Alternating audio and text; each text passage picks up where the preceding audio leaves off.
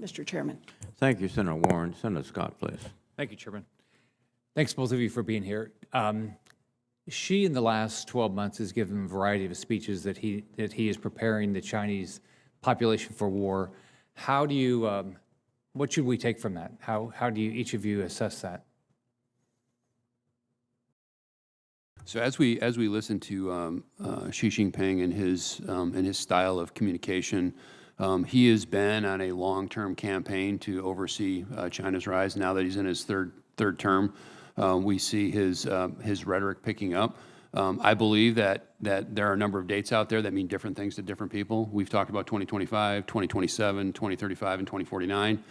I think the bottom line is he's told his military to be ready for what we are not sure, when we are not sure. DI watches this very, very closely, and we evaluate closely every word that he says and where he goes in his speeches.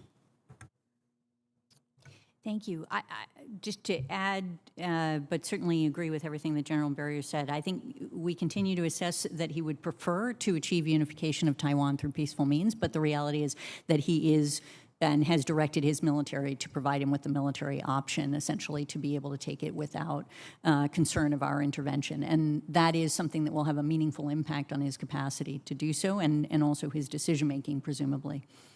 Have you, do you assess the position the American economy would be in with our dependence on communist China if they did decide to invade Taiwan and we decided to come to Taiwan's aid? What impact would that have on our economy?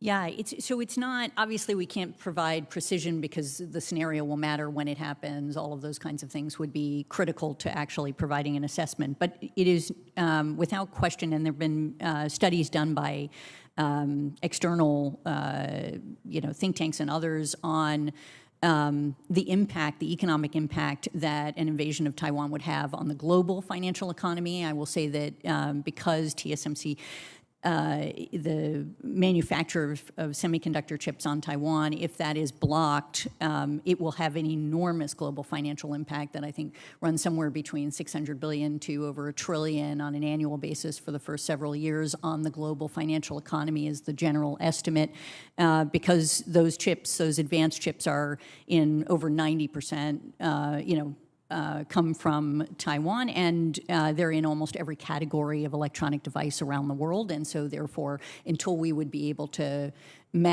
sort of make up the difference, it would have this enormous impact. It will also have an impact on our GDP if there were such an invasion of Taiwan and that was blocked.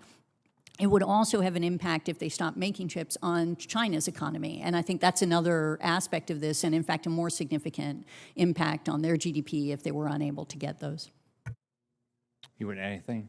Just that I think watching the impact that, the economic impact on Russia as they've invaded Ukraine with the sanctions, not an exact comparison, maybe apples and oranges, but I think it gives us an idea of how to model this when it happens, or if it happens.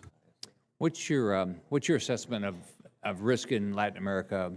Senator Kramer talked about Haiti, but we know Cuba is a state sponsor of terrorism, and they've allowed our adversaries to be in Cuba. Maduro's doing the exact same thing in Venezuela. So what's your assessment of the risk of bad actors being in Latin America, and what's the risk that Communist China is going to be able to open up military bases in Latin America? For the time being, I would say the risk is moderate. We do see Chinese and Russian actors in Central and South America, something that we watch very, very carefully. We have a consistent messaging campaign through our defense attaché network in Central and South America to talk about why this is a bad deal for them. We watch it carefully. I don't think they're very, very close to acquiring full-up operational bases in Central or South America right now. Anything you want to add? All right. What's your assessment of the commitment that Germany has to make sure that they'll do everything under their power to make sure Ukraine succeeds in the war against Russia? I think, honestly, that Germany has exceeded our analysts' expectations prior to the war, for example, in terms of its commitment to providing support to Ukraine, and we've seen them be actually a stalwart ally on this issue, and yeah, moving forward. Nothing to add on that. All right, thank you. Thank you, Senator